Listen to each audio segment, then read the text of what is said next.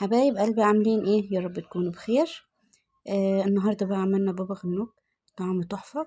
اتفرجي معايا وقولي لي رايك ايه، وقولي لي انت بتعملي كده ولا لا، وحطي اللايك واشتركي معايا في القناه ولا لسه مشتركتيش.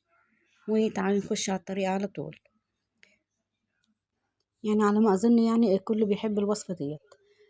تعالي بقى نعملها بطريقه حلوه، الكل يحب ياكلها، يتشجع ان هو ياكلها بطريقه حلوه قوي، وكلها مكونات موجوده في بيوتنا.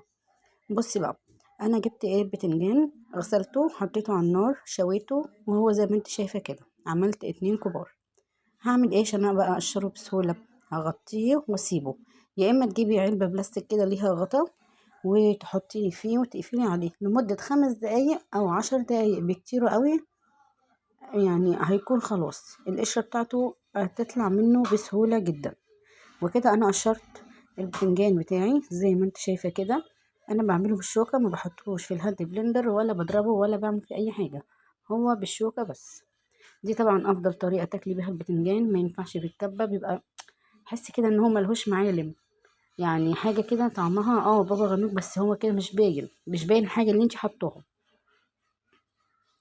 فبعملها بالشوكه كده زي ما انت شايفه كده، وبحط عليها بقى المكونات بتاعتي، بس بعملها بالشوكه كويس قوي. ايه بقى المكونات بتاعتي بقى اللي هتخلي البابا غنوج بتاعي الكل يحب ياكله وريحته تكون جايبه اخر البيت؟ كملي معايا فوق الوصفه ديت واشتركي معايا لو لسه مشتركتيش، وحطي اللايك وقولي لي رايك ايه، احب اعرف برضو تعليقاتك. اول حاجه هحطها ايه هي بقى؟ عندي ملح، عندي شطه، عندي كمون، ما بياخدش اكتر من كده. وعندي الحاجه الاساسيه، عندي طحينه. عايزه تكتري عايزه تقللي براحتك، بس هو كل ما كان كتير بيبقى احلى. حطينا الطحينة، هنحط برضو الكمون والشطة، ما بكترش عن كده علشان الطعم يكون حلو معايا. ما بحطش اي توابل تانية، ما بياخدش اي حاجة تانية. ومعانا ليمونة كبيرة هعصرها عليها. وكمان هنحط ركزي بس معايا في الفيديو دوت وهيعجبك جدا. عندي هنا توم دقيه، انا دقيه مش هقطعه، بدقه، وعليه فلفل وخلاص على كده. بحط منه على البتنجان زي ما انت شايفه كده، ده الطعم. بصي الطعم خرافه، حطي بس التوم. هتقولي لي لا معرفش ايه والبطن ومش البطن، ما ينفعش من غير توم، يبقى طعمه وحش جدا على فكره. والليمون زي ما قلت لك انا حاطه ليمونه كبيره.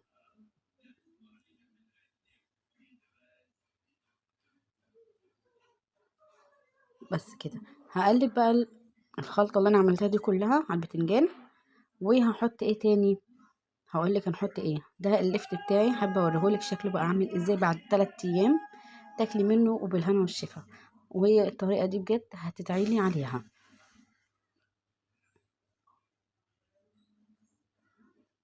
هقلب بقى كل المكونات مع بعض، مش هحط حاجة تانية. احط بقى شوية خل علشان يحافظ على اللون بتاعه ما يغمقش معايا.